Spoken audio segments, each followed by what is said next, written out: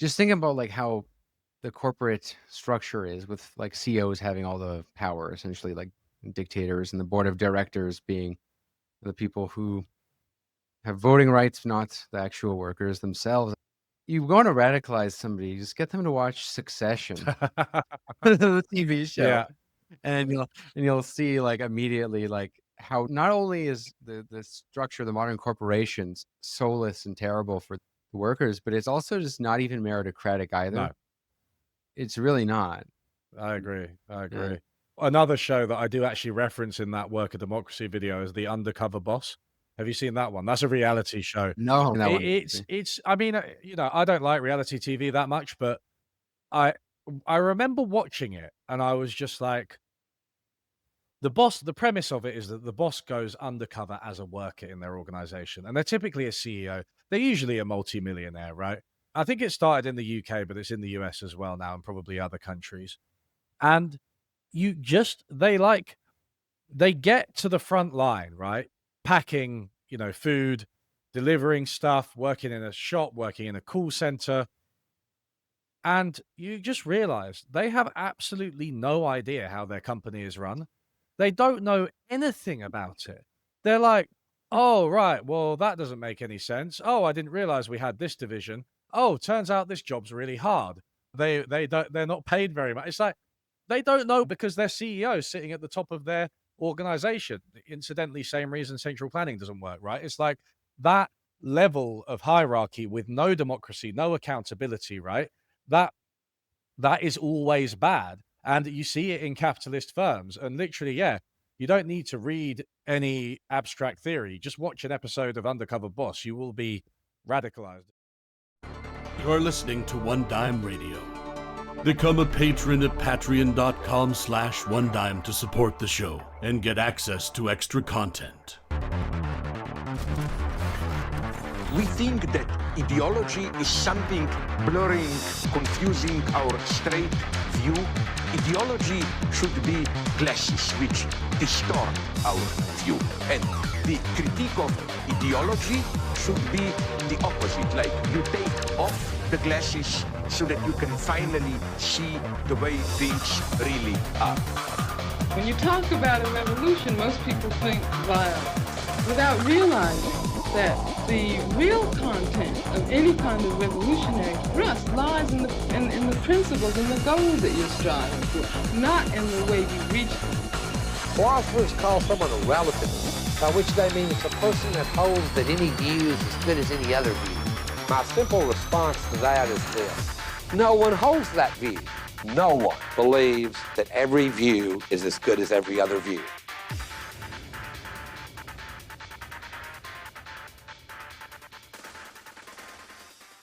Welcome to One Dime Radio. Today I'm here with a very special guest, Cahal Moran, also known as Unlearning Economics, a very popular and a channel that I'm very happy is popular because your videos for a popular channel are very bare bones in terms of like what it's as material first. And when I see channels like Unlearning Economics get big, it gives me a little hope for this YouTube landscape.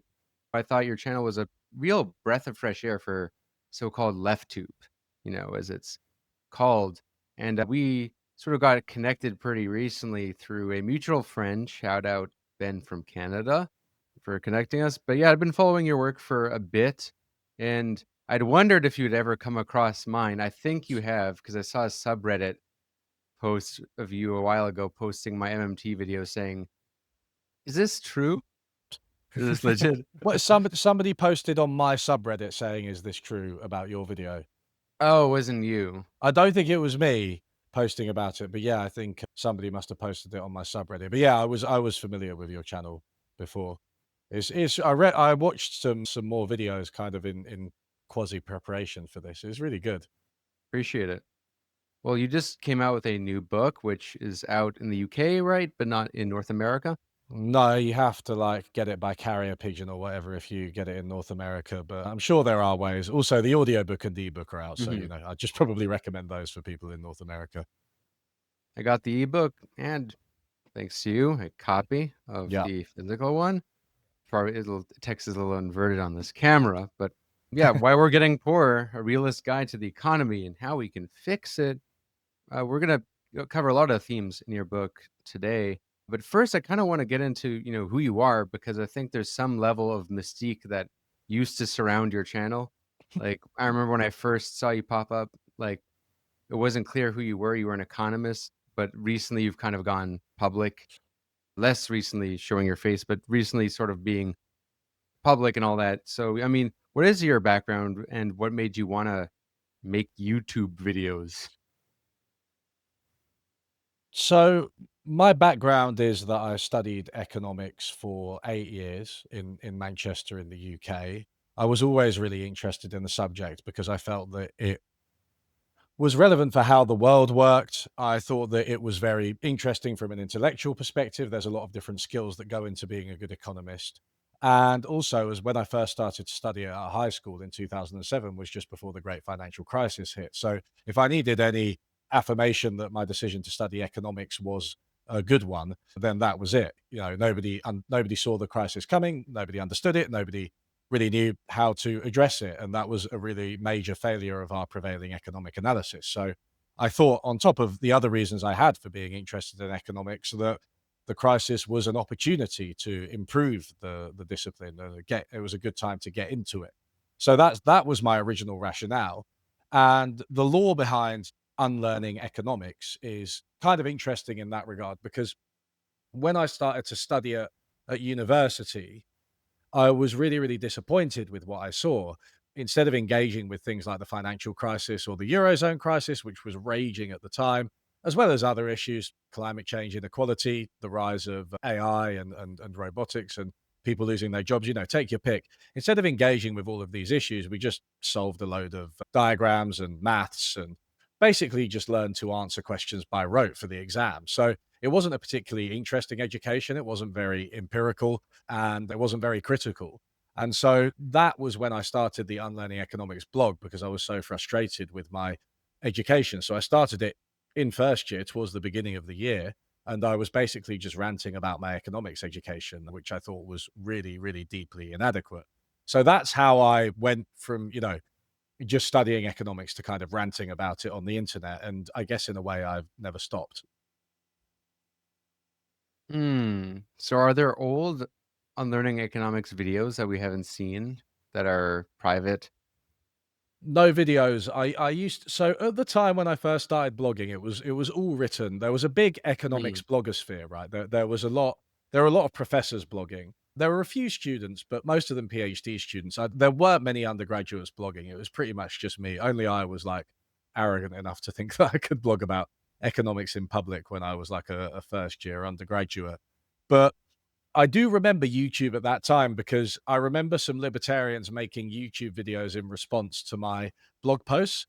And I remember thinking, that's really weird. Why would anybody watch a video about economics? But I guess they won out in the long term because over time, it became really the go-to place. I think that people go for like edutainment, right? That people go to get their information.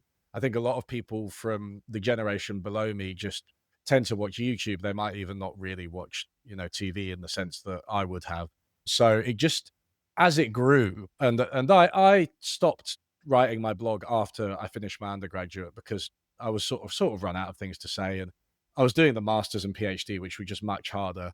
But yeah, over time, and I think 2016, people often say is a bit of a turning point for YouTube, right? That's when it started to become a bit more mainstream political YouTube. People were like, it wasn't just silos of like weird libertarians responding to random blog posts. It was like actually having an impact, and it had an impact on Trump, right? And that's when you saw like BreadTube and the reaction to it and all of these videos from people like ContraPoints and PhilosophyTube. And I was always resistant to the video format.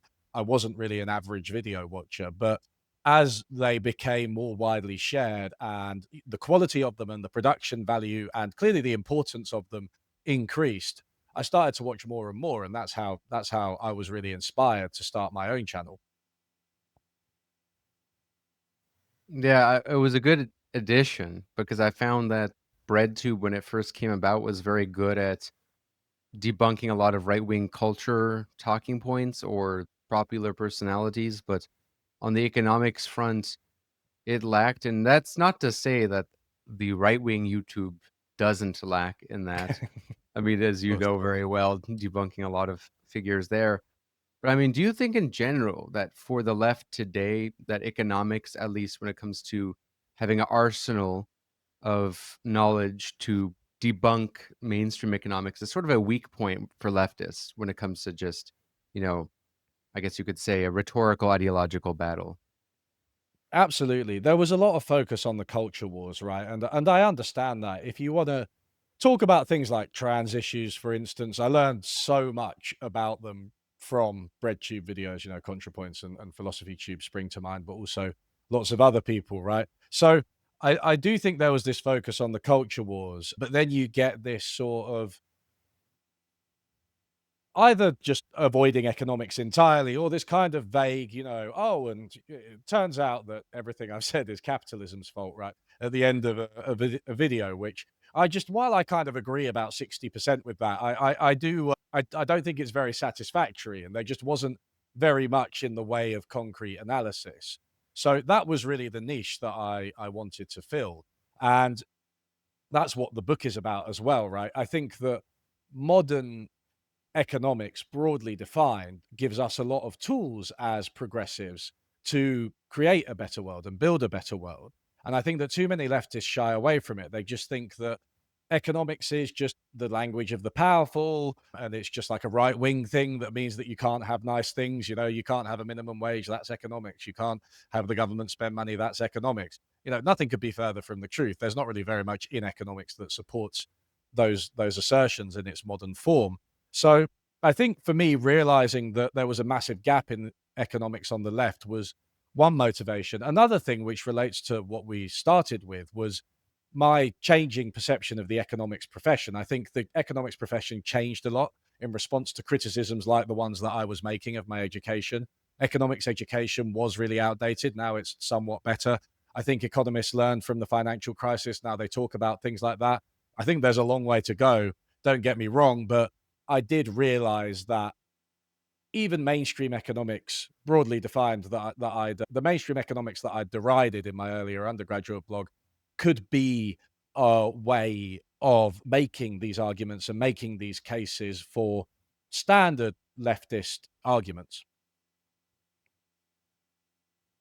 Yeah, I think it is a popular reaction among a lot of leftists to intuitively reject economics because there is a lot of these sort of ideas in mainstream economics that will say, because of the equilibrium and, was it the marginal product value theory, the one that says that it's workers are essentially paid what they bring to the table to Yeah. justify, low wages.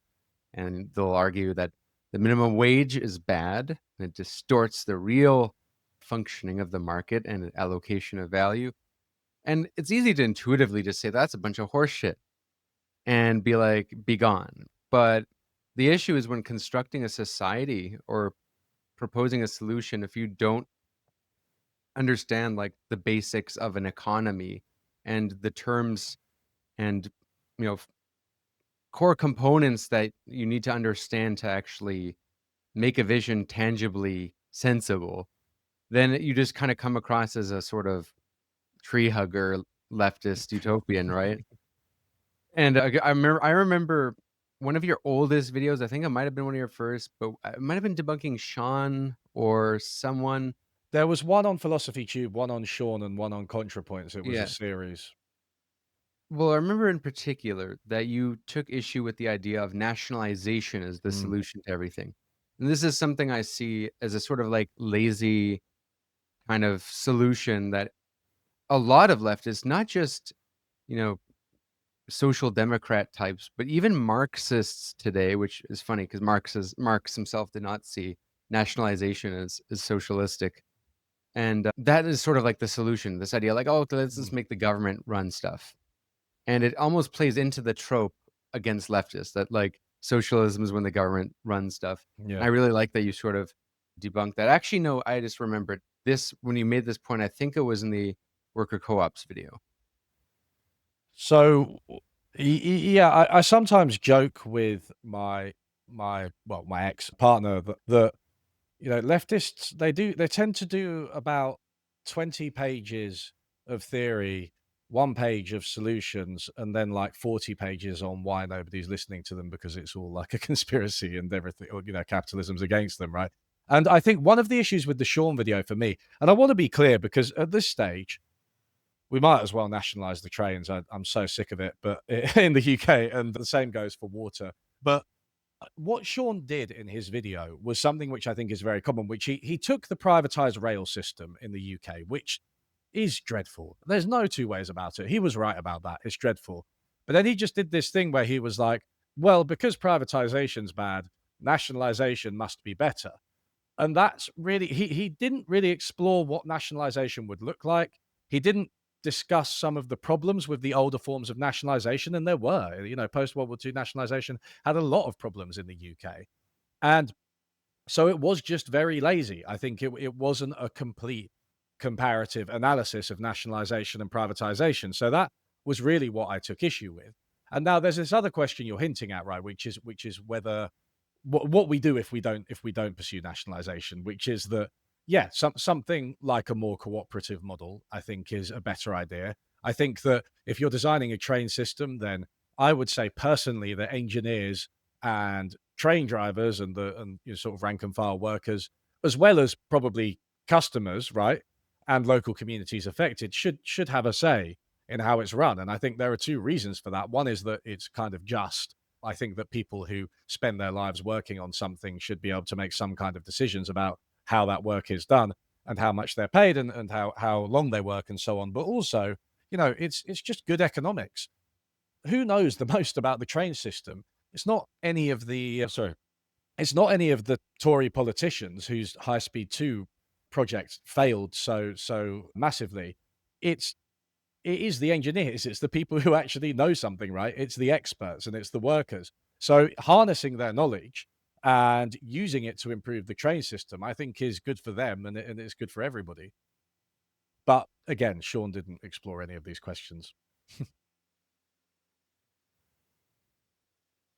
Yeah, you mentioned that when you started, you had already been in first year blogging, but YouTube's a whole other beast, right? I mean, to make videos, as I'm sure you've learned, is arduous, very difficult, and it's something that also a lot of people in academia are ideologically resistant to, like almost like they're too above it. Why would I, go in this circle? When was the sort of breaking point for you and being like, okay, I need to actually fill a void here in this ecosystem? Yeah, I mean, maybe I was one of the people who thought I was above it at some point, but yeah, I certainly don't anymore. And there's a huge barrier to entry, right, with videos having the equipment. We've both got quite expensive microphones here. I had to buy a pretty good computer, all of the software, learning how to edit videos and thumbnails. And it's just a video is a massive undertaking. The script writing is just a part of it. If you're writing a blog, it's basically like writing a script and then clicking publish. When you write a script and then you have to record it and then you have to edit it and go back and forth and everything, it's just a much bigger project, right? So it's really difficult. Fortunately, my housemate at the time was a YouTuber or a former YouTuber, so he had the equipment, had the software, he knew how to edit, and he encouraged me and guided me through it.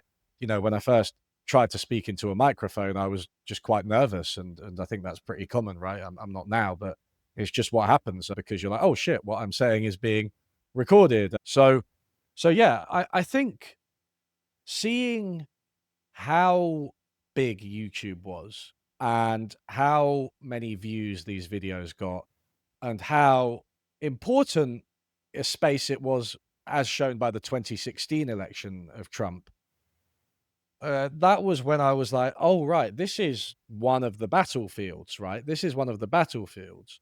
And somebody has to do something because, like you said, there's virtually no academics that make YouTube videos. And there's plenty that do like just university lectures, right? And they're like, here's how to solve a Lagrangian or something, and it's got like 2,000 views, and it's really helpful for students, but it's not about anything that anybody would recognize as important for the economy. So nobody was really doing it. Now there are a few people who I've discovered since then who maybe started around the same time as me. Yuri Sharsfort from Money and Macro, who was an academic economist as well, springs to mind. There are people like Patrick Boyle and Plain Bagel who are like more in the finance space, but they cover similar issues. So there are some people around, but I would say, to be honest, especially in terms of academics, there's still not enough economics on YouTube. Yeah, especially from the kind of left of center Yeah. perspective. You know, mentioned that unlike a lot of popular perceptions people on the left have of economics, that there is such thing as bad economics and good economics. Now, that's an interesting sort of way assertion because a lot of people, even among Marxists, will say that ultimately mainstream economics is a reflection of bourgeois ideology. It's nothing more than propaganda. But in fact, there is really like a kind of objective way one can look at the world, I guess. It seems like you think more in that way than you would in the kind of idea that we need to create our own working class proletarian economics, which is sort of, I guess the Marxist sort of view. And you've claimed to not be opposed to Marxism. You say actually this line quite often. I like it. Marxism without the rubbish bits. Yeah. Yeah. So do you think You know, that there is actually an objective sort of set of truths that economics can highlight independently of, well, I wouldn't say independently of ideology, but more so that, it's not a matter of like, oh, economics is something that is inherently going to be polluted by the bourgeois ideology and that we need our own for a separate class. And that instead, actually, there are things we can find in economics as it is now that can support our ideas. economics certainly isn't like physics. I think we can all acknowledge that, right? We don't have a physical world that's, behaves in a certain way, whether or not we watch it, whether or not we care about it. It doesn't matter how an atom feels and so on like that. But there is a difference, right, between paying attention to reality, paying attention to data, trying to be willing to accept that you could be wrong. And I do encounter this too much on the left. I mean, I have quite a telling anecdote here, which isn't actually about YouTube, but about 2 or 3 years ago, I applied to be the chief economist of a union. And I think I was going to be the first to occupy that role. They were kind of trying to modernize and employ economists because economics has become so important, right? And I think it was part of this push to make the left more economically credible. And I was all for it. It seemed like a pretty good job. And I went through this interview process, and the interview seemed to go really well. And until it emerged, and I think they asked me for a second interview. I can't remember if I did it, but I think over email, it basically emerged that when they said economist, they just meant propagandist. What they meant is that whatever thing that the union wanted, I was just supposed to produce the analysis that would justify it. And I had to say to them, look, guys, I reckon there's going to be about 80% agreement. I think most of the time, what you want is what I will think that that's good and feasible, and my analysis will broadly support it. But you have to be prepared to be wrong some of the time. Like if I'm not employed to disagree with you ever, then what am I doing? I am literally just that. I'm a propagandist, right? And that really bothered me. And I remember sending them that email. Then they just after a lot of initial enthusiasm, just stopped replying to me, which really annoyed me. And I think that is just telling, really. There is this attitude on the left that economics, because it's not like physics, is simply propaganda for whichever class interest you happen to be representing, right? And that's just not true, right? If let's take GDP, highly contested measure. I've done videos and interviews with people about the problems with measuring GDP practically, what GDP doesn't measure. It doesn't measure our well-being. It doesn't measure our quality of life. It doesn't measure the environment. Even sticking to just the narrow GDP, how do you include accountants? What's the value added of an accountant? It's really difficult to know this stuff, right? At the same time, if GDP is plummeting, then you're in a recession, right? And if GDP is going up by a lot, then you're in a boom. And I think the Biden economy really, really grew extremely fast rates by the standards of modern rich economies. And now Trump has reduced growth to, I think, approximately zero in the US, right? And for me, you can argue about whether GDP is the be all and end all. And you can also argue about some of the finer points of how it's estimated. But those are facts and you have to reckon with them, right? And so I just feel like saying that something is somewhat subjective, that it depends on your values, that there are debates over it, isn't the same as saying there are no facts, because there are. Yes, and speaking of GDP, Mhm. I want to get into some of the themes of your book now, why we're getting poorer. And first is that very premise, why we're getting poor. I mean, it's something you've covered in a really good video of yours that you did with another YouTuber who I really like. It was on Steven Pinker, right? Where you were debunking Steven Pinker's whole, was it the New Enlightenment? I forget his book where he was trying to Enlightenment say now. Enlightenment Now, where Steven Pinker was trying to say, well, everything is kind of good. We've never been in better times. Look, the line go up. Be optimistic. Stop being so negative. We're doing Yeah. so well. And you question a lot of the basis on which these claims are made, like the kind of World Bank data, the measurements of poverty. So, I mean, in what sense are we actually getting poorer? Because in a lot of literal terms, I mean, GDP goes up, has gone up for a lot of most first world countries. It's if wages have Mhm. gone up now, forget, let's not factor in inflation and all that. But I mean, what is, you know, in what sense are we actually getting literally poorer, not just in unequal? Because I think the inequality is indisputable. And also, when did that really start? Like, when did we start getting poorer? Because there was a sense in which, after World War II, where people were critical of capitalism, but there was this argument constantly made that, well, everyone's getting richer still, even if there's inequality. Mm. Why are we getting poorer? What does that mean? I think people are just really feeling the pinch from all angles. I think that you've had a lot of things. You had the financial crisis to start, and then you had a fairly slow recovery. People have seen wage stagnation for a very long time. Housing costs have gone absolutely through the roof as a percentage of income. They've just gone up and up. And we had a whole bunch of issues. I mean, in the UK in particular, we had austerity and Brexit, which really, really hit people in their wallets and hit their local infrastructure.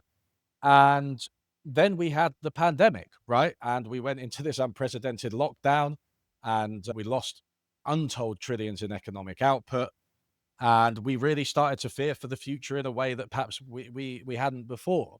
And then when we came out of the pandemic, there were all sorts of problems with the economy. We thought we might be able to turn it off and on again, seemed that way for a bit, but there were these problems with the supply chain, which created massive increases in inflation in key goods. And also, Russia invaded Ukraine, and then energy prices went up. And so we had this massive inflation, the cost of living crisis, which hit people in their wallets again, right? So it just really feels like people are getting it from all angles. People just haven't lived in a good economy for a very long time. And I have never, as an adult, I've never lived in a good economy. I don't know what that feels like, right? All I see is that, recently interest rates went up. Our way of dealing with the cost of living crisis is to increase interest rates, right? Which is a cost of living, is a major cost of living. For a lot of people, my rent's gone up by like 25% or something just recently because of this, because the mortgage tracks the interest rates, therefore my rent tracks the interest rates, right? So there are lots and lots of reasons that people are struggling to get by. And in terms of people like Steven Pinker, they I think what they fail to do fundamentally in the economic realm, there's a lot of critiques of Steven Pinker on other things like violence or the environment, but sticking to the economic realm, poverty and inequality, I think they really failed to interrogate what poverty means and what it means to get by, because you can't understand poverty, not just from GDP, but also from like the international poverty line, which they like to use. The international poverty line is $2.15 per day. That's about $785 per year, right? So that's a pretty low bar. Even if you like quadrupled it, somebody on that much in any rich country would be homeless if they didn't have any other support, right? So it's just a ridiculously low amount. And that just speaks to the fact that it doesn't grapple with what poverty is like in each country. And a lot of scholars from these countries have said, look, Egypt, Turkey, India, these World Bank statistics, they don't capture what poverty is like. Poverty is very much context dependent. And I just think that if you take a closer look at poverty, a finer grain look at poverty, you will find that things have been getting harder for a lot of people. Again, this is just something that Pinker and Hans Rosling as well completely fail to engage with. And this lowering of the bar is very important, like lowering the bar of what we consider poverty, because this is very important because it's kind of polluted not just, the dominant ideology and justifying the system, but it's also kind of lowered the bar for what we consider to be progress and an alternative as advocated by people on the left. And something I often see is not so much before, but it's kind of a very recent thing I've noticed is a lot of leftists. First, it was kind of Marxist Leninist types, but more increasingly, I see it actually with leftists across the board looking at China as this shining example of an alternative. Mm, And look, there are some things China does very well, undeniably, but China, it floats the claim, which is often regurgitated by those who want to say China is a shining example of that, the West should emulate, or at the very least that it's, the most successful experiment that we've seen in a long time. And sure, but I mean, the claim is that it's lifted, hundreds of millions of people out of poverty. But the problem is that claim is legitimate because of the World Bank number mm. and the criteria, the World Bank criteria for what is considered poverty, which has been substantially lowered. So, like, if we were to actually, have a higher bar for poverty, China's claim wouldn't really hold up as much. They have been very successful, but this claim of reducing poverty, it has a intellectually stagnating effect across the board because you'll have like leftists say, such and so experiment is so successful. And, I'm skeptical of those sort of claims because one, every country is unique and Sure. different and it can't always emulate the success. I mean, especially China, which has such a huge labor force and, can benefit from all that foreign direct investment in a way that another company that marketizes its economy just really can't as easily. And, but also just like, we ultimately need to think about real solutions. And I feel like, you know, bolstering reductions of poverty can be used as a way for people to shut off their brains, to say, okay, we don't need to actually think about fixing what is fundamentally wrong. What about this country? It does this. For leftists used to be the Scandinavian countries, Mm. which I think there's problems using that, but it's at least better, I guess, as an example, than China in my view, anyway. But yeah, I'm curious also what you think about China, Mhm. because you don't really talk about China much in your book. Yeah. You talk about a bunch of different countries, and China is probably one of the most interesting Yeah. emerging superpowers of our time. So kind of curious what the UE take on China is.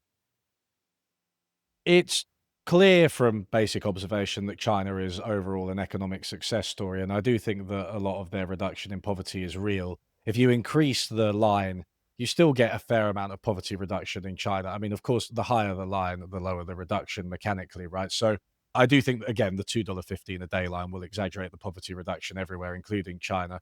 As far as emulating China goes, I find that baffling in the same way that you do. I try to avoid argument by Scandinavia, lazy argument by Scandinavia anyway. But at least those, those countries are quite close geographically to my own country. They're quite close in the size of their economies. They're closer culturally, right? I think it's a more fair comparison. China is this massive geographically and population wise, this massive country with an extremely unique history. And I'm not an expert on it, but as far as I'm aware, even things like the land reforms under Mao Zedong, which of course were absolutely horrible in the short term, kind of led to a long-term situation where there were fewer feudal lords because they've basically been, liquidated quite literally. And so the land could be more readily used for capitalism.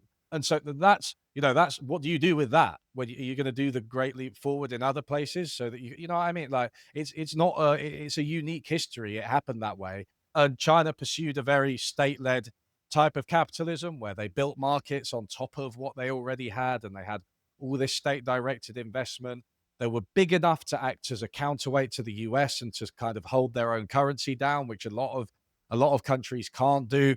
They've got this enormous totalitarian state and a lot of social and political cohesion, which allows them to be as state directed as they are, but obviously comes with its own massive set of political problems surrounding, well, all the problems that you'd have with a totalitarian, authoritarian state, right? So, yeah, I don't see too many lessons from China. The one lesson I would take from China is that, well, okay, let's say you can take two lessons from China. One is that economic growth and development is extremely context dependent, and you need to know what's going on in each country. South Korea had a state-led investment strategy as well, but it was very different to China's. It was actually much more centralized and dictatorial than China's, believe it or not. So growth is very much context dependent, but also that, China is an example that, government investment and state-led capitalism aren't necessarily catastrophic, and they can be done as well. So you could use it for those two loose insights. But beyond that, saying you want to emulate China, I mean, to make another perhaps even more obvious point that I should have made at the start, China's much poorer. Of course it's going to grow faster. They're playing catch up. We're not going to, you think we're going to implement China's policies, and even if they work, you think we're going to be at 7% growth? Of course not. That's not going to happen. We're at the frontier of growth, right? We can't, it's not about bringing things into the market. It's not about bringing in previously underutilized land and labor and capital and stuff like that. That's not what we can do in the West, right? We're in a completely different stage of economic development. So, yeah, I don't know if anybody's saying if we adopt China's policies, we'll have growth like them. I have heard people say that before, but it's just ridiculous on a number of levels. Well, even despite all their growth, which they have been a success story, I do agree on that. Their average living standard is actually still lower than the Soviet Union. Soviet Union, they haven't caught up to the Soviet Union's levels of development. Wow. And, which is kind of a testament to the Soviet Union being not as bad as people say it was. Sure. I mean, that's the kind of, I'll give the tankies that is. I mean, look, and if tankyism Yeah. is a brain disease, anti-communism is also a brain disease. I've said that for a long time, and I used to lean yes. into it a bit more when I was younger and a bit more tanky adjacent, at least. But like, yeah, a lot of the stuff we think we know about the Soviet Union is just nonsense. I can agree on that. Oh, yes. I mean, yeah, that's a whole other topic of its own. But one thing you mentioned there that I kind of want you to dig into a bit before going to the next part, what you just said about Korea Yeah. and China sounds counterintuitive to me. So are you saying in South Korea that it was actually more top down and centralized government led than it was in China? What do you mean by Okay, that? so let me clarify. It was different, right? I don't know what metric. I would just say it's more or less. But what I mean is that in South Korea, the government had these extremely tough plans laid out by the dictator, General Park, I think. I might be misremembering his name. But they were like, these are the targets for each major industry that the government has granted credit to and invested in. And these were kind of nominally private, but like they had these, instead of market competition, it was like these centrally directed targets. And I think if you fell even a little bit short of your targets, you were out and fired and, possibly imprisoned, right? So it was a really, really strict system around these kind of central heavy industries that South Korea really invested in and became known for, right? So I think that was it was a very unique strategy. I don't know of a country that's like successfully used such an authoritarian strategy to manage its industries, right? And I know China has targets and stuff, but they're not. They're much more general. It's more decentralized, probably partly just because of the size, of the place, right? South Korea's centrally directing South Korea is just inherently easier than China. And that's, again, not to deny that China is much more state centric than we are, but I just meant that like astonishingly authoritarian system under South Korea. I think stands in contrast even to China. Yeah, I know less about the Korean Mm. article than I do about the China system. So I would like to read up more on that, that period of Have you Korea's read any books history. by Ha-Joon Chang? Yes. Have you? Okay, yeah. I mean, he would be my Bad Bad Samaritans Samaritans, was yeah. was the one, yeah. And the bow and also Kicking the Ladder. Yeah. Okay, so you've read those 2, Yeah. yeah. Who else is I in do the he South does talk China? about Korea, but I didn't know it was, like, at that I extent. It actually seems didn't get that from Ha-Joon Chang now that I think about it. It was from a book which was actually ostensibly celebrating the virtues of free trade and globalization, but I can't remember its name right now. with China, though, I think it does surprise a lot of lefties when they realize that in some ways it's actually more capitalistic and less than, the United States, Canada, and especially Europe, in the sense that it's obviously more state-led. The state is the supreme authority.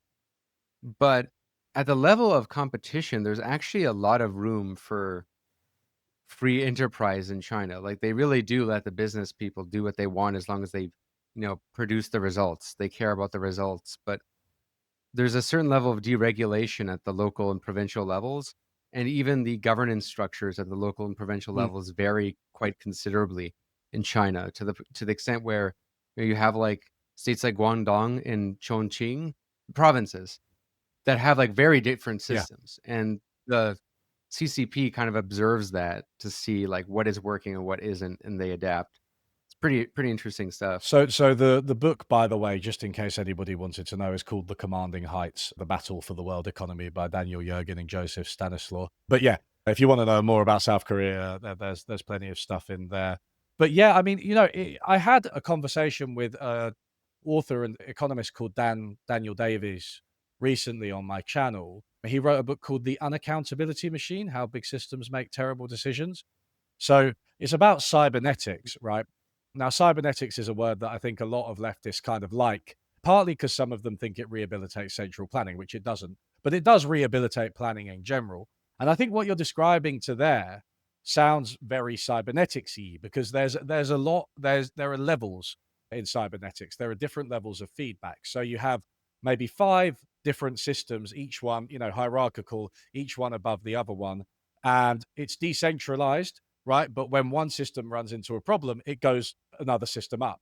And then you see if this system, which has more authority, more resources, a different role, can fix the problem, and so on, right? And so you've got these kind of hierarchies.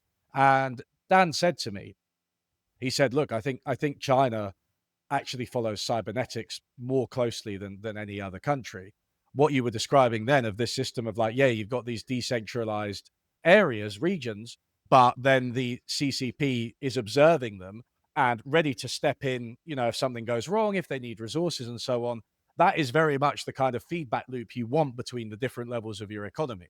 So I think that's a really good lesson in how to plan, right? Because it's not central planning and it's not free markets and it's not even halfway between central planning and free markets. It's just something different. It's cybernetics, which is a really promising set of ideas, I think.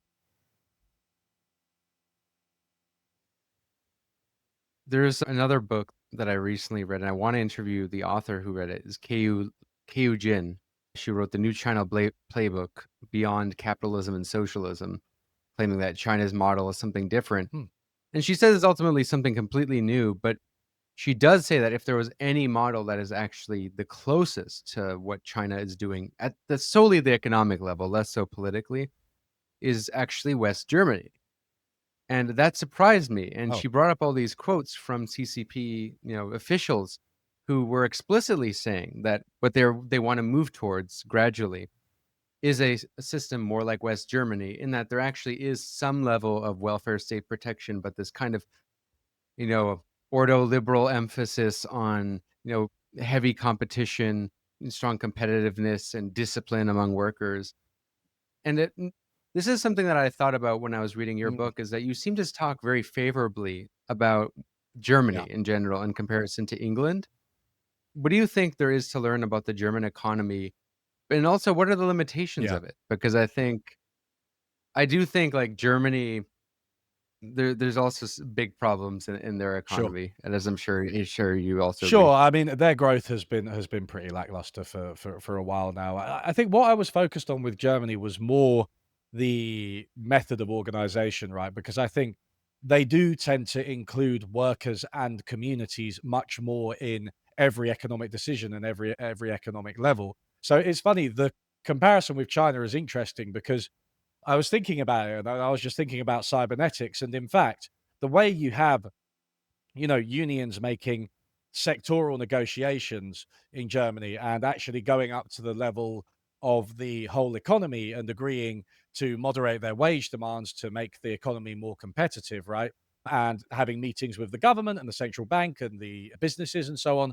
That is very much a cybernetics thing as well. That is very much like feedback from the rank and file up to higher levels of the system. So I can see where there's an analogy there. I'd certainly be interested to read that book. Yeah, so Germany definitely it has this notion. I get asked about Germany all the time and I need to learn the German word for this. There is a word for having your embedding your self-interest and your business interest within the local community.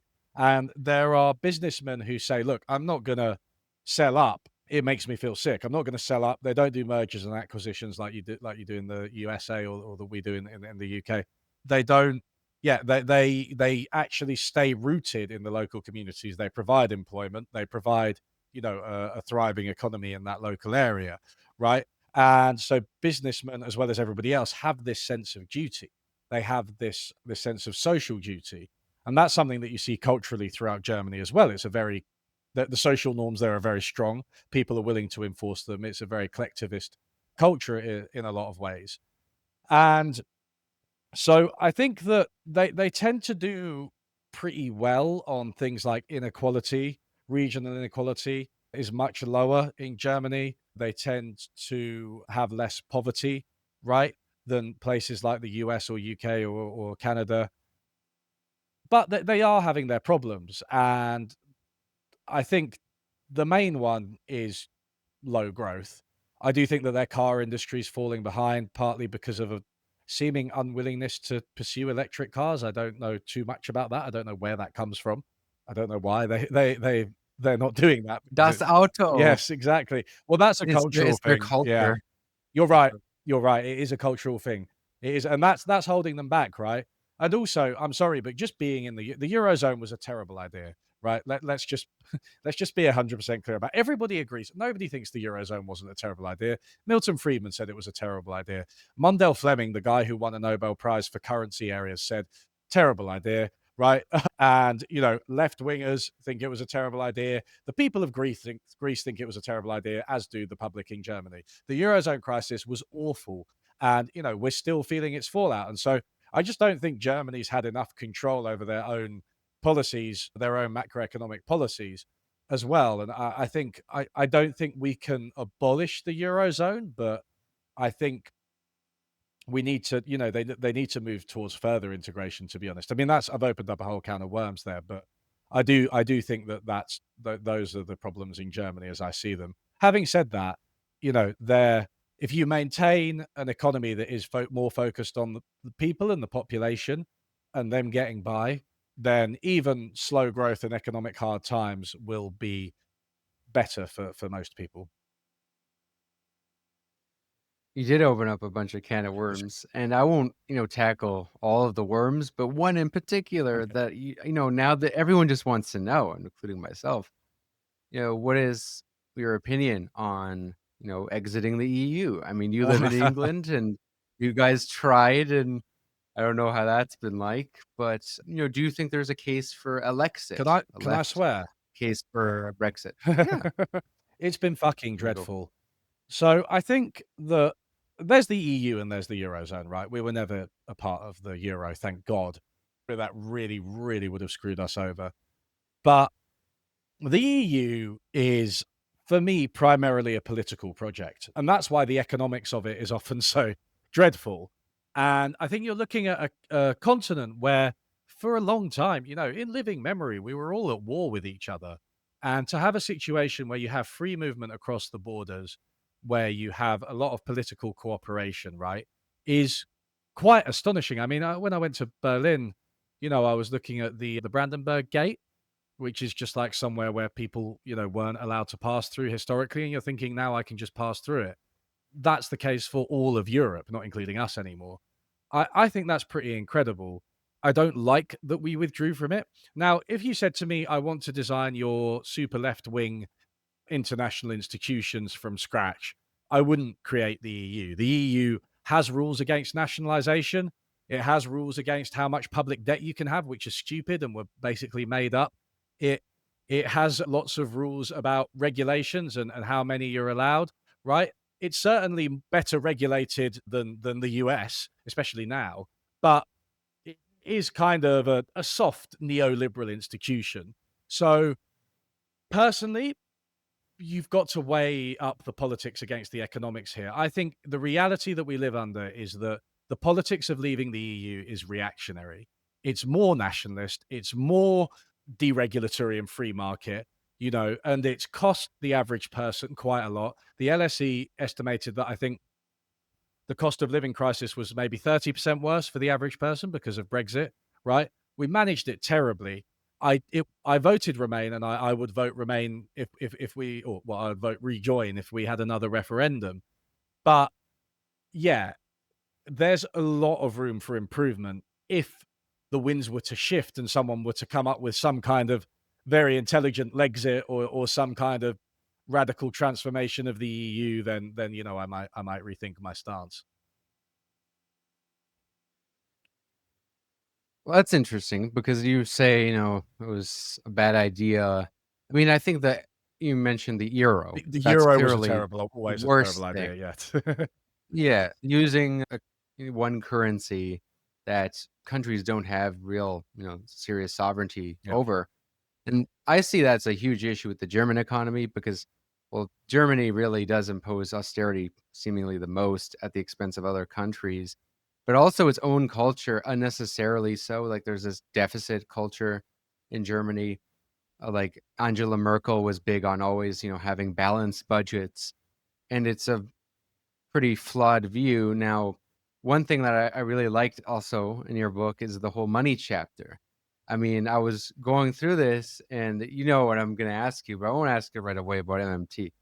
But I did think, I was like, oh, Unlearning Economics, MMT pilled? Because you didn't really like mention MMT explicitly too much there, but it was very much like, I think, I mean, I've pretty much agreed with how you understood the cycle of money. Mhm. I thought that was a very Good. good Thank chapter. you. What knowing that, why is this deficit culture wrong, and why is the euro something that is fundamentally terrible as a concept, and why should countries have their own currency instead? For the audience, I'm Yeah, saying. yeah. So I think I mentioned this earlier. It's worth saying that the deficit limit of 3% in the Maastricht Treaty was just completely made up by some bureaucrat. He was like, ah, France's deficit at the moment is I think he wanted to do 2% for no reason. And then he was like, oh, France, he was French, and France's deficit was 2.5%. So he was like, oh, guess it needs to be 3%, the limit in deficits. Like that's literally what happened.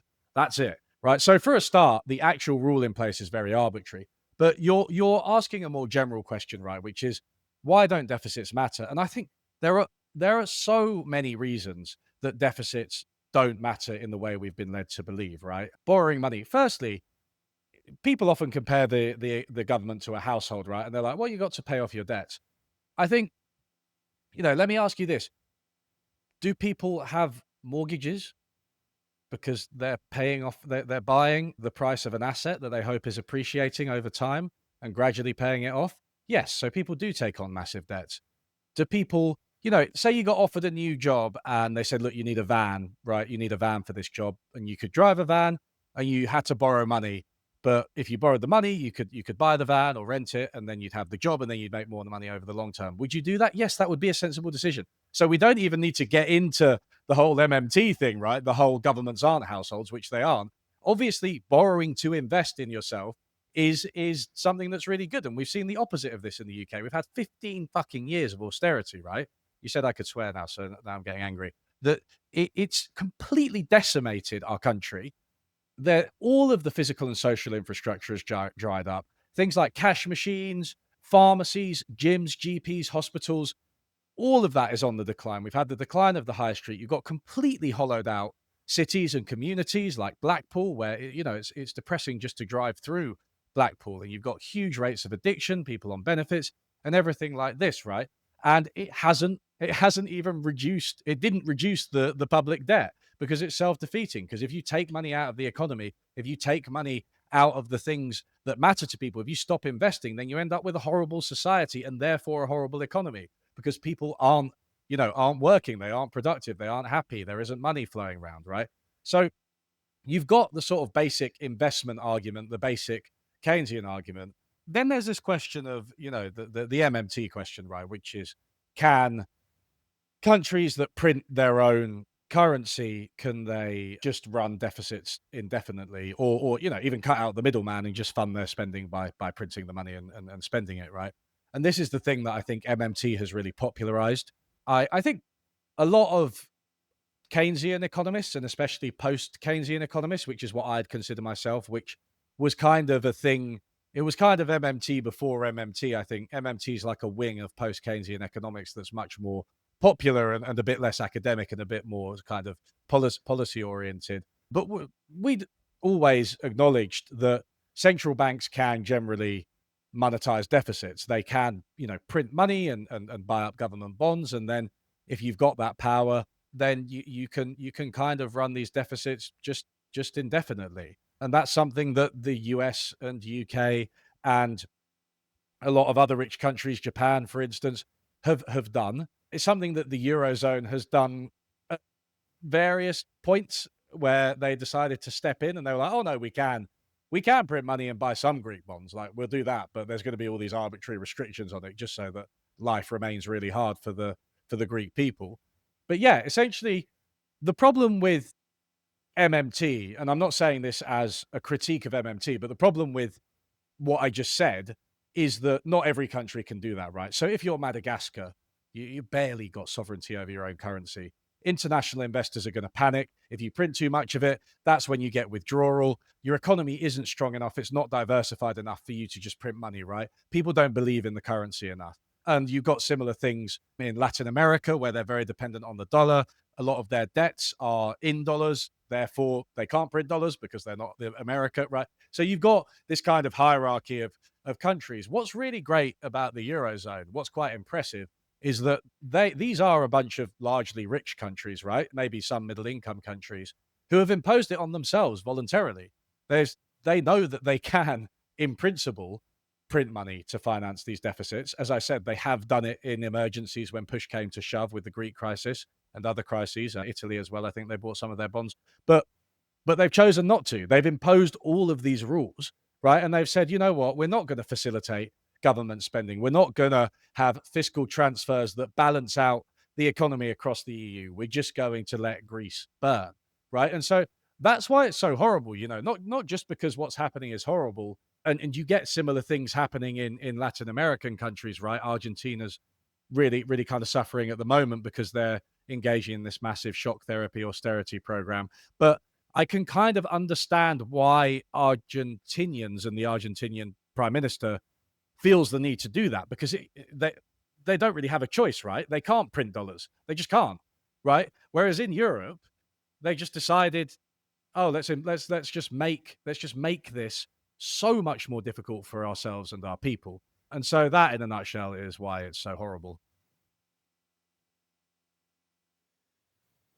Well, I mean, technically they could. It just depends on what they're doing with it. Like, if it was some spending in any economy is going to be deflationary, sometimes it could be inflationary. Like, it's if you spend on, let's say, the building of houses, Sure, is deflationary, or healthcare deflationary on the private market. But I mean, I wanted to get into some of the technicals of MT in the back room, because okay. that's the technical economic woo-woo that only the real nerds will like. Which if you're a real nerd, you join the back room. But first, I mean, when is the UE video on where money comes from going to come out? Because I feel like I've been I've been all alone here in this Yeah, fight. you have, you have. You've been making some really good videos about it. I was gonna call it money mysticism, and so I literally have a plan for like 30 videos, and I've got some idea of what all of them are gonna look like. So I won't run out of ideas, I don't think anytime soon. I don't know when this is gonna be. There is certainly a demand for it. But yeah, I was gonna call it money mysticism, and it might be the first video where I dress up a little bit and like have some kind of like mystic outfit on, at least for a little part of it, a bit ContraPoints. But I don't know. I don't know. In terms of the actual substance, the question "what is money" is actually quite a difficult question to answer, right? And economists have various measures. Most textbooks on this or books on this will generally I have to ask this question. They'll be like, "What is it?" And I think fundamentally, it is a promise, right? It is a promise for some kind of resources somewhere in the future, or to a promise from the government to facilitate some kind of transaction, right? Money is always an IOU. If you were to lend me some money, right, then you've kind of created credit. Like, I've got an account with Tony. Yeah, okay, it's not backed by the central bank, but it is still kind of credit. Like, we've kind of created, a type of money there, right? Just through a simple act of lending, right? So money is, all sorts of things. It's cash and coins, but then it's also bank deposits. It's also other types of loans. It's also bonds and stocks as well, depending on how far you want to go. You use different measures of it for different purposes. But at their core, every single one of these comes down to an IOU, right? It comes down to a payment, and even cash and coins on the note, it will often have if you take it to the central bank, they will pay you the same amount. They will pay you a £20 note from the UK says that I will pay you £20, right? So it's completely circular. It's a circular system based on trust. But then, that's what society is, right? Without wanting to get to we live in a society. But like, it is just about trust, right? And you can create money in a lot of different ways, and that includes things which I think people don't always recognize as money.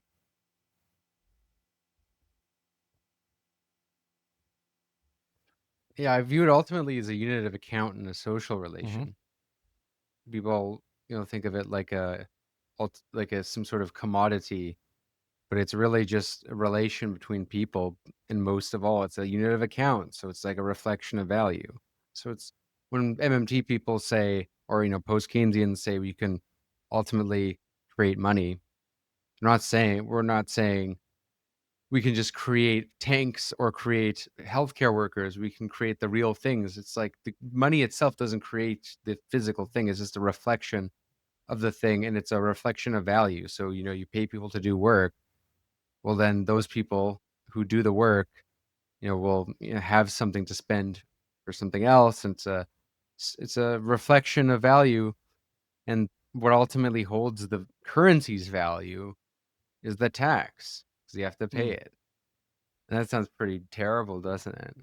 But it's ultimately that's the state. It's coercive, and it's like, okay, but could we use that power for good? Or but Yeah. speaking of tax, Yeah. before getting into the technicals, one of my favorite parts of this book you wrote is the land value Okay. tax, which you mentioned Winston Churchill supported it. That's news to me. That's news to me. It's another thing that's been supported across the ideological spectrum. I think Milton Friedman called it the least bad tax. I think the Communist Manifesto contains a call for a land tax or Yeah. something very, very similar to it, Mhm. right?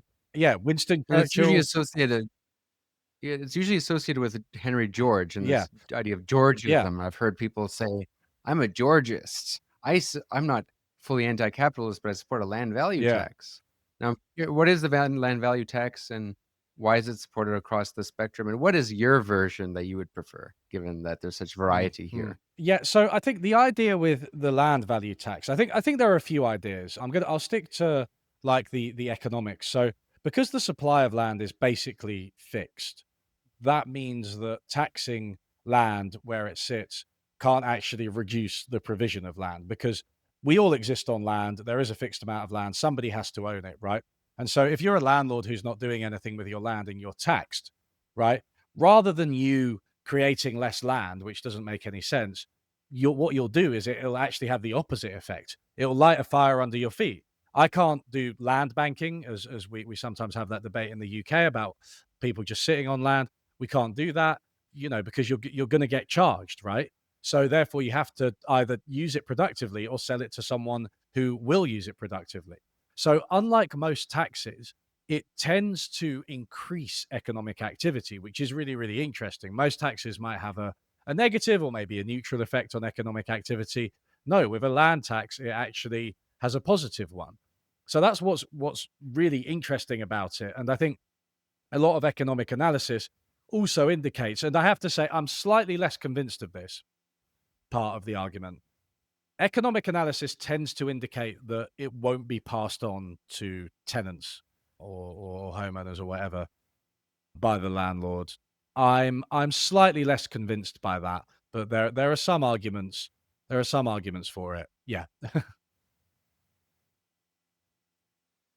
So wait. Can you elaborate on that a Yeah. bit So in terms of those consequences potentially, or the arguments against it? Because when it comes to these yeah. ideas, right, that so many people across the spectrum support, whether it be land value tax or something like UBI, I do wonder. It's like if it's so supported across the spectrum, why has nobody done it?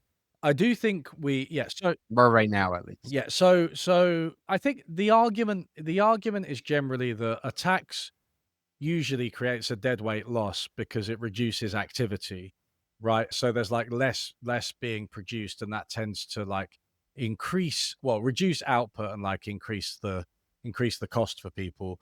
With a land tax, you don't have that, right? And there's a very unique analysis if you use a demand supply diagram, right? Because the supply curve is basically just flat, right? You can't actually increase the amount of land. So if you follow through the demand supply analysis, then the tax itself comes entirely out of the landlord's rents and profits, right? It comes entirely out of their income. It doesn't come out of the tenant's income. Now, that for me, that hinges on whether you believe demand and supply, right? Which I don't necessarily. So that's why I said I was skeptical of that argument. But it could also it will have a variety of effects. There's some evidence that it reduces speculation, which could lead to lower house prices as well, because people have to bring forward investment because again they're getting charged. So it could have a positive effect. Well, a beneficial effect on prices for people and rents, right? But I'm not sold on that either way. I do believe that it increases economic activity, and there's evidence on this from like Pittsburgh and Hawaii, among other places who have experimented with these taxes. But you asked about why is it so opposed, and I think in this case I would quite simply say that is vested interests. You know, Winston Churchill tried to introduce it in 1909. You're talking, the Conservative Party. You're talking, obviously, Churchill was a very gifted orator. He was very famous, very influential. The landlords blocked it because Britain, in particular, is still owned by the descendants of William the Conqueror. So we've still got, a huge, huge hereditary aristocracy, lords who just owned massive tracts of land across the countryside, across cities, and just derive all their income from it. And they would not be happy about such a tax. So, in that case, a very crude kind of class analysis will just tell you why we're not getting it. And it's not as bad elsewhere in terms of the concentration and dominance of the landowners, but I do think that generally landowners are quite powerful politically. They're generally richer than the rest of the population. So it can be tricky to get it implemented. This is something I find really interesting among people who will say that they're not socialists, not communists, not Marxists, not whatever, but they want policies that seem common sense, like, land value tax or a UBI even. But it's like these sort of policies, the irony is that even if they're not like inherently socialistic or anything, you kind of need socialist movements to get them. That's my view, Mm. because you mentioned vested interests is ultimately class struggle that's going to be able to oppose those vested interests, because there is a class struggle always, but it's just it's on one-sided most of the time, as Warren Buffett says, Yeah, right? his side's winning. Yeah. It's the irony is like I've met people who will say they're Georgists and they can't fathom the idea of being a socialist. I'm thinking, well, like, how do you expect to get this done? This clearly is going to be opposed by real estate interests, which nowadays it seems in the stagnant age of capitalism, increasingly like the wealth of the capitalist class is based on rentism. And we're seeing more like a kind of, I don't know if you buy this hypothesis or not, the Yanis Mm. Varoufakis hypothesis, which has less to do with actual real estate, more to do with actual, of course, the big tech companies. This techno feudal economy, I think in Canada's case where I live, it's literally feudal in the sense that, the vast majority of the wealthiest individuals, their wealth is mostly is in real estate. It's where they store most of their wealth, not in industry. Curious what you think about this sort of, whether we're still in capitalism argument. I don't like the name of that. Okay, so first things first, I haven't read the book. I've listened to lectures and interviews by him, right? And I'm familiar with the argument. It's actually not new. There's an economist called Cecilia Rycap who's been exploring these themes for quite a while. So it's not a new argument. And I don't like the name. I don't like calling it feudalism. I don't think that we kind of need the cloud in the same way that like peasants needed food. I don't think we're quite there yet. But I get at the same time, I get it, right? It's a powerful analogy and it's a good point to make. We do often have to pay these fees to these companies, and they are monopolies. There's not very much choice. And that goes as well, not just for the cloud, but for real estate, like as you said, right? And you see that ownership of that being increasingly concentrated as well, and a lot of younger people and poorer people unable to own property. So you are seeing this situation where we are having to, it seems, pay a lot of fees, and to pay a lot of fees, just to exist. So I do think it makes some sense. I just wouldn't distinguish it between like capitalism between capitalism and techno feudalism. I just think that it's the techno feudalism is the latest version of capitalism. I don't. What I'd like to know is, does Varoufakis, and again, haven't read the book, so maybe he does. Does Varoufakis think that like it was techno feudalism in the late 19th century when we had like the oil titans, right? In the Gilded Age, right? When we had all these massive monopolies in the USA, Rockefeller and Carnegie and people like that. Did he think that that was a type of feudalism, not techno feudalism, but another type? I don't know. I just don't see the point in this. It just seems like monopoly capitalism. Yeah, it's a contentious debate because it really depends, I think, actually on how one believes capitalism emerged. So I think if one, depending on how one believes, depending on how one defines what capitalism is, it can change one's hypothesis. Because Ellen Meekins Wood, who Mm. you cite in your book, if I recall correctly, when talking about the distinction between the economic and political, she has a very interesting hypothesis on the origin of capitalism, Yeah. as I'm sure you've read, Yeah.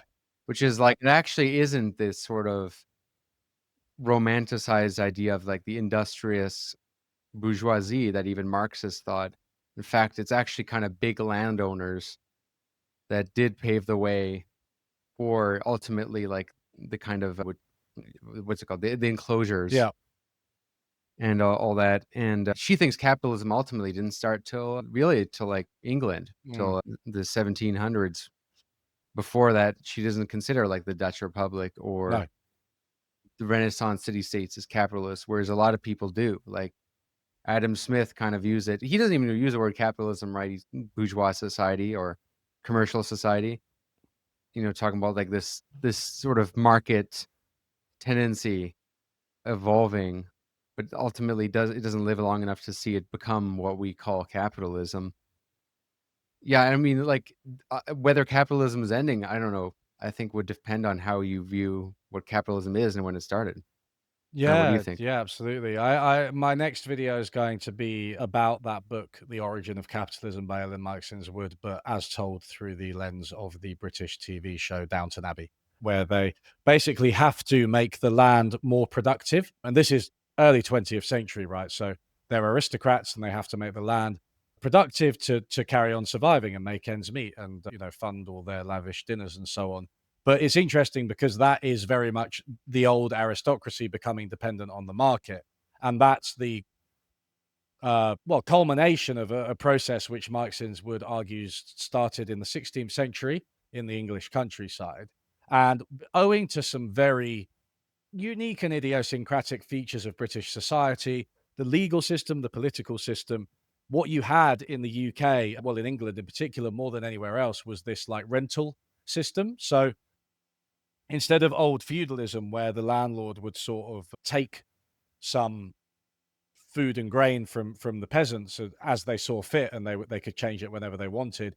You had something more like a rental contract that we would recognize as like, oh, I'm going to pay you this much in money for the year, right? And then that's enforced by a centralized state. But the terms of the contract, once set, they're set, right? You can't just wade onto my land and extract more grain from me. And the French lords could do that, but the English ones couldn't. And what that resulted in was the only way for the landlords to make more money and for the tenants to make more money was to make the land more productive. So French landlords would just exploit their peasants more if they wanted more grain. But if the English landlords wanted more, then they'd have to up the productivity of the land. And that's what led to this process that got kick-started in the countryside of just people dependent on market income to survive, people dependent on rental, land being sold to people who would use it more productively. This investment, this cycle that Karl Marx argued characterizes capitalism, right?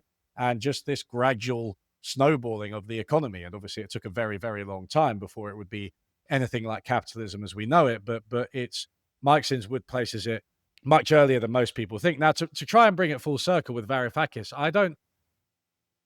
so I've read Talking to My Daughter About Capitalism or something, whatever that book's called. I really like it. The Economy. Yeah, about the economy. Yeah. Yeah.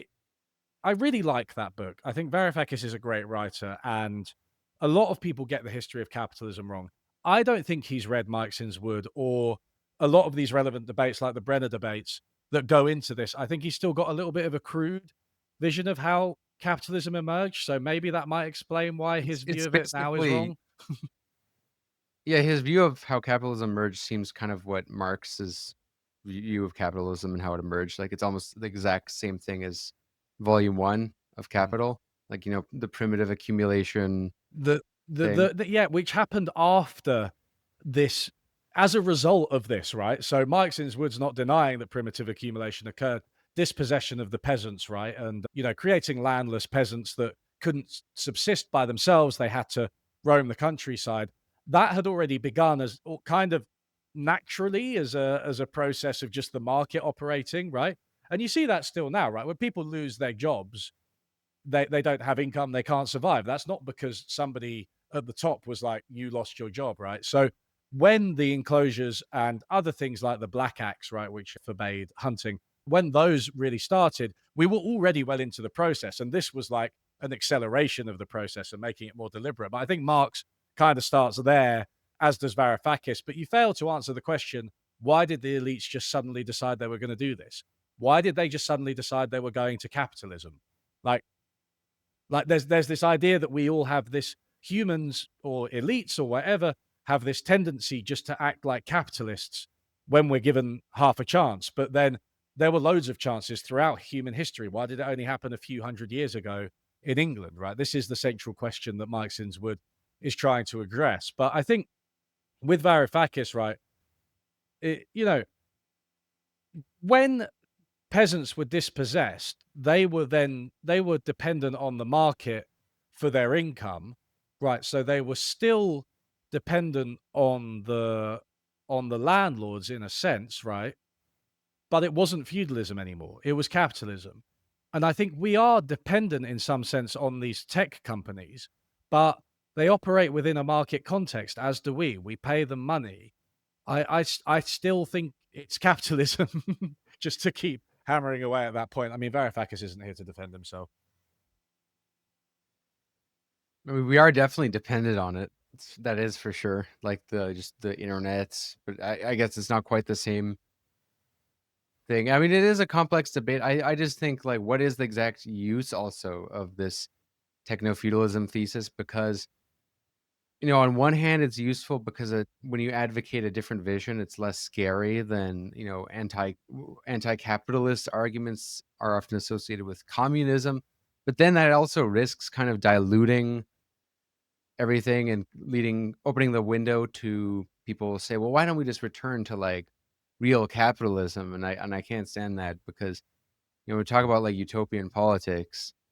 I mean, like the real capitalism thing, it's like, show me, show me. Like they can only ever bring up 1800s America, which was not that, or You still had slavery. Yeah. yeah. So we're running up on time a little bit on the public segment, but one thing that I really want to get into is, so it's part of your chapter on inflation and also in the chapter 8, the global economy supply chains. Yeah. Now, about inflation, I think one thing that I found to be somewhat, well, I wouldn't say like a surprise, but it's something I haven't thought of enough, and it's definitely, I think, poses a lot of interesting policy implications. Is you talk about the shipping industry as a kind of cartel, and the shipping industry, and when it comes to like the global supply chain network, playing a big role in inflation, and that was something that got brought up a lot Mm. during COVID, of course. Uh, what solutions would you propose, to this? And you do well. I mean, you mentioned breaking up Mhm. its centralized power. Like, how would that help with inflation and other It's issues? certainly quite, yeah, indirect. I mean, specifically inflation during the supply chain crisis, right? So I think that there are a lot of problems with the ship industry that emerged during that crisis, and one of them was that there was just a lack of coordination. I mean, it's incredible. Like I was like reading a few people. There were a few people, only a few people, who were really engaging with all this. One of them was Joe Weisenthal, as well as Tracy Alloway, who run the podcast Odd Lots. So that's a really good economics podcast. They were looking into it. The economist Nathan Tankus was looking into it. American Prospect were really good on it. There was an economist called Barry C. Lynn who predicted this in 2007. Right. So it, it it was something that not many people were looking at, and certainly not many economists were looking at. What really astonished me was that you would imagine that something like the global supply chain, the absurdly complicated economic machine that we have managed to create, was filled with all sorts of like formal technological legal mechanisms for coordination, right? And you might think of some kind of like, maybe there's like some desk where you can see all the ships that are currently kind of, sailing and what goods they're transporting. And there's this kind of high tech setup. And somebody's like calling the shots, a bit like air traffic control, like, what's going on, but economically. It was nothing like that. When these journalists looked into the supply chains, it was like people just had like WhatsApp groups and stuff, and they were like, "Hey, I've got a ship in LA. Like, does anybody want to like take the goods from it, like into the rest of the country?" And people would be like, "Oh yeah, I'm in LA," and it's like it's really informal. It's like the way you organize your like local like five-a-side football team or something like that. Really, really strange how informal it was. I think it was Ryan Peterson, maybe, of a CEO in the area who's trying to improve supply chains from a private sector point. He said basically you're just shuffling PDFs around the world trying to make things happen, and it's just really strange how uncoordinated it is. So that coordination would mean that things just operated much more efficiently. And in the supply chain crisis, what did you have? You had massive queues, mostly outside the Californian ports, but elsewhere as well. You had them in Amsterdam. You had the Ever Given getting lodged in the Suez Canal, famously, right? And you had problems in Brazil as well, in the port of Santos, right? So you have this really laissez-faire, in the original sense of the word, system where nobody really truly knows what's going on and everything's uncoordinated. That needs to change. I think it is changing. And the EU is a bit more coordinated than USA, and they had fewer problems. But still, the whole world needs to be coordinated. Now, you asked about monopolies as well. The Danish firm Maersk has been around for over 100 years, and they tend to dominate the large shipping, the large ships, sorry, that carry all these containers. And I can't remember the exact stat, but like 80% of the market is controlled by a very small number of firms. And how does that relate to the supply chain crisis? What kind of problems does that cause? Well, aside from some of the usual problems you might associate with monopolies, there is this unique problem in shipping, because what you get is these ships, they're these shipping companies experience economies of scale. So the much larger ships are like cheaper per unit than the smaller ships. That's just a standard economies of scale argument, right? We can all appreciate that. Just a bigger version of the same thing tends to cost less per unit than making another one, right? So they tend to invest, these really massive companies, massive monopolies tend to invest in these really big ships, and that's exactly the one that got lodged in the Ever Given. A big ship is going to cause more problems just physically, just logistically, and the queues, right, in the ports in and around Los Angeles, they were just all these massive containers. Only one can fit in the port at a time, right? So that leads to problems. If you had a bunch of smaller ships, right, yeah, it might be less efficient in terms of per unit, but what you have is that more can fit into the ports, and they can use other ports. Some ports just aren't big enough for these massive ships. The Ever Given is literally the size of the Empire State Building, right? They're unfathomably large. And so you need basically a kind of small ships, medium-sized ships, big ships, and then the system is just much more versatile. It can adjust, right? And that's when you don't get these massive queues. And so it was the goods, the scarcity of goods, that was causing the inflation during the supply chain crisis, and that was caused by all of these issues with shipping, with the ships just being too big and not being coordinated, not being in the right place at the right time. That's what causes a dry up in supply, and that's exactly what happened.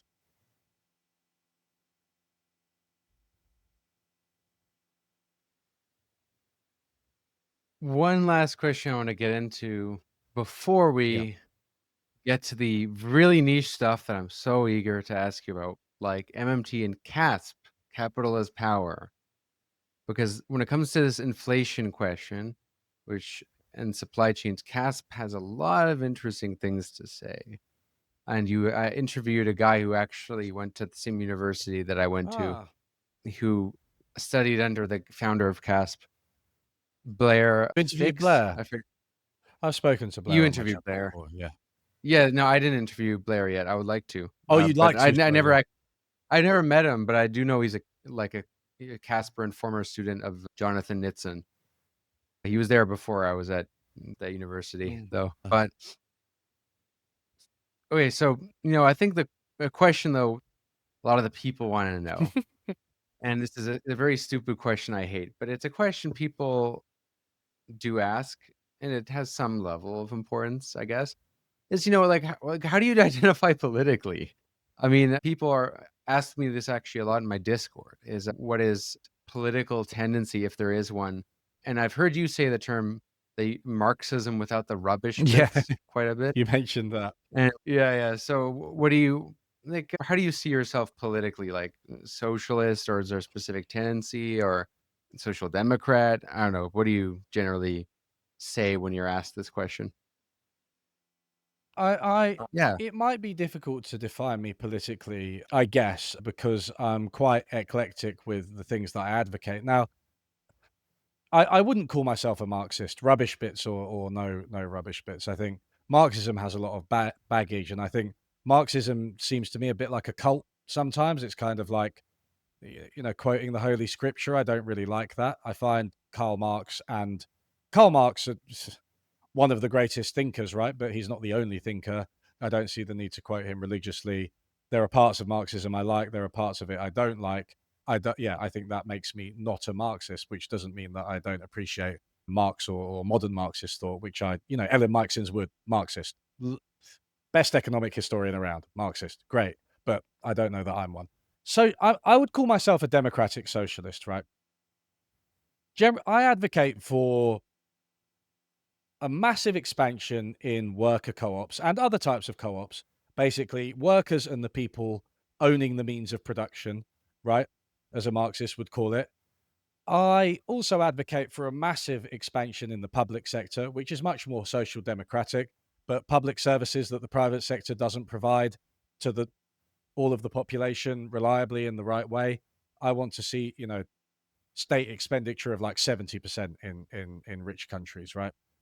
I also advocate for a much more aggressive regulatory state, much more, much higher levels of taxation on the wealthy. And one thing I do advocate for, one thing I'm quite happy to do, and this relates to the communism question, is experiments with more community led methods of production, right? So I think Murray Bookchin, the anarchist, I actually like the anarchists on this more than the Marxists. Murray Bookchin, the anarchist, has some really interesting work on the idea of having a kind of local production facilities that are controlled democratically by a community, and instead of kind of mass producing one thing loads, you make a facility that can do quite a lot of different things, and it's adapted to the needs of the community based on like democratic or participatory voting. Now, it's something that it's not really been tried, right? That production facility, you don't see it very much. You still see even worker co-ops are very much providing for the needs of the market, and that has drawbacks and maybe some advantages as well. But I would like to see that. So, you know, I democratic socialist or just socialist is fine. I also like James C. Scott's saying that I don't know if it's a saying that you Seeing like a state. I like seeing like a state, yeah. But he said that you should see with an anarchist squint, right? You should see everything with an Mm. anarchist squint. Any type of authority, any type of hierarchy is questioned. Now, that doesn't mean that they're always wrong. I think good systems need hierarchies, but certainly you should be, by default, suspicious of them, both from the standard of like justice and also, I think, from the standard of like economic efficiency, right? So, yeah, I think I do see the world with an anarchist squint, but I wouldn't go all the way to being an anarchist. I am a democratic socialist. I'm not a revolutionary socialist in the sense that it's just because most people, when they say they're revolutionary socialists, they just like think they're Lenin and they're really not. And I can't associate with that type of crap. Like, you know, They a, are a LARPing. revolution is Or- is something that can happen as a result of the steps we take to build a better world, right? And if there's more Murray Bookchin-esque production facilities, and then there's higher taxes on the wealthy, and there's more co-ops across the world, and that creates a more socialist leaning society, to the extent that we eventually get together and say, right, okay, let's overthrow the capital owners once and for all. Great. But I'm not going to pretend I'm leading that revolution before it's even in the air, because it's not close, right? I'd rather focus on the intermediate steps. And if we get to that socialist revolution, then it'll be a consequence of the advances that we've already made. It's well articulated. I mean, yeah, it is a difficult question to answer for me as well. I mean, I get it described as eclectic, sometimes as an insult, actually, by a lot of Marxists on Reddit who say, I mean, he doesn't have ideological principles if he borrows from so many different incompatible traditions like Marxism, MMT, or whatever. But I don't know. For me, with Marxism, it's interesting because I've never actually on any public platform described myself as a communist, but I get put in that kind of group mainly because of my I guess you could say proximity to Marxism, and even that it's explicitly always never been doctrinaire, Yeah. in the sense that I think out of all the conceptions of socialism, one thing I like about Marxism is that it at least tried to ground itself not only in its principles but in the objective realities that would make it possible, which is class struggle and a certain degree of crisis, because or else how do you expect such transformative changes to really happen? And if I were to use a label, I like the word democratic socialist. I also like the word social democrat, but social Yeah. democracy in the 1800s meant something very different. The Marxists were social democrats, like Kautsky and them, right? And no one really became revolutionaries until, well, until there was a situation where that was the only kind of alternative. And in the case of Russia, I mean, where parties were illegal, you had to be, so this is like, there's context, people, like Yeah. in all of these movements, all these labels, one might need to identify themselves. They're historically, they have a context. I like democratic socialists too, but there's some issue I have with that label, and that I think for me, the democratic socialist is more in like the democratic nature of socialism rather than necessarily like a fetishization of the democratic Yeah. process. Because especially in America, I take issue with the idea of democratic socialism because I don't think the system. I think the American political system is one of the least democratic systems in all of, probably the least democratic system of the ones that I Yeah. have democratic Yeah. legitimacy. Because any other systems that are less democratic than America, no one considers them really to be democratic, like Pakistan or Russia, and even India today, right? Which actually, in some senses, is more than the U.S. That might surprise people, but yeah, that's a whole other debate. I also like the word Republican, Yeah. Yeah. socialist Yeah. Republican. Yeah. I use that a That's lot, and it's because you mentioned this anarchist part. Like, I really do think anarchists are right in seeing things in terms of power rather than class, because like class isn't the only hierarchy, no. and sometimes like bureaucratic hierarchies can be just as bad. I'm big on like this kind of lens, and the Republican lens is all about that. It's all about power, all about the non-domination, right? Absolutely. Yeah. And yeah. I think it's funny because I think I look, I this is we're getting into stuff that I don't know that much about. I'm not too confident on, but maybe this is the bit of the second bit of the podcast. But like with class struggle, I remember seeing, I think it was Michel Foucault who was debating Noam Chomsky. Have you seen that debate? And they're Oh talking yes. about the Soviet Interesting. Union. And Foucault's going with this idea that, class is the fundamental unit of analysis and everything stems from class struggle, right? And then, Chomsky's kind of like, well, the Soviet Union was the abolition of these class identities. And then Foucault says, well, to the extent that that it didn't abolish all the problems, that just meant that class struggle had reemerged in a different way. And I just thought, I can see why that's kind of true. Obviously, people do struggle against one another at different levels, but it seems to become a tautology if you're just like, well, if anything bad happens under the new system, then it must just be class struggle as well. Do you know what I mean? Like, I remember that moment. I just remember that moment from the debate because I was like, that's really a tautology, right? And maybe there's a good case for it. Maybe I'm misremembering, but like you said, I just much prefer the anarchist idea of hierarchy, right? It captures the boss and the worker, but it also captures like men and women, right, as well. And it also captures the state and the citizen, and it captures, whatever kind of hierarchy you want to see. But I just think it's less, it's more context dependent what hierarchies are, and it's kind of less scientific in the sense that a Marxist would like. Yeah, speaking of power and hierarchy, we're going to talk about some ideas which I know a lot of my audience is absolutely fascinated by whenever we talk about it, and you are of the type who can definitely is equipped to talk about it. And I know you've taken some interest in these topics like Yeah. MMT, like capitalist power.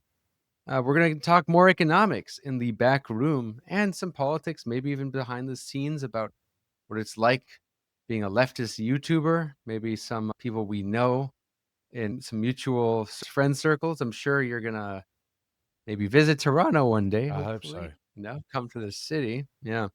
But yeah, if you're not part of the Backroom already, living under a rock, if you support the channel, the show, you listen regularly, you get access to double what you listen to on the public. Literally half the podcast is on Patreon. And it's also what keeps this whole channel, this whole project afloat, because YouTube videos cost way more money for me to make than what they make for me. So this is my Yeah. means. Anyway, see you in the back room. My only hope is that when enough people become pessimist, then out of despair somebody maybe does something. But you know why I also like to be a pessimist? Because it's the only way to have a nice life. If you're an optimist, then always bad things happen and you are always disappointed. When you are a pessimist, Then you look around, okay, there are bad, but from time to time something nice happens, and you are, as a pessimist, you are a little bit glad all the time, no? You are listening to One Dime Radio. Become a patron at patreon.com/onedime to support the show and get access to extra content.